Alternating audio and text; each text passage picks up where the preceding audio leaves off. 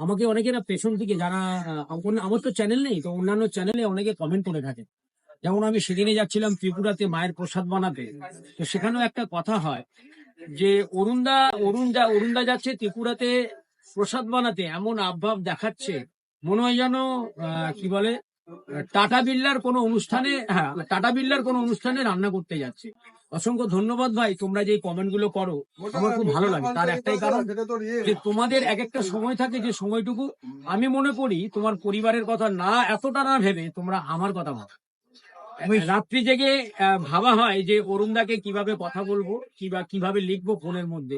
সেটা আমি কৃতজ্ঞ তোমাদের কাছে। আর একটা কথা এই মুহূর্তে আমি বলি, উনি এসেছেন সমুদ্র বার্তা, আমি জানি না, কারণ এই বার্তা বার্তা দিতে পারে শিল্প সাহিত্য পত্রিকা।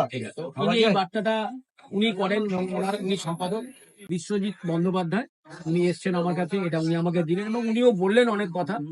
আগামী দিন ওনার ভালো কাটুক, আমাদের সবার ভালো কাটুক। আপনারা ভালো থাকবেন, সুস্থ থাকবেন। জয় মা তারা, জয় গুরু।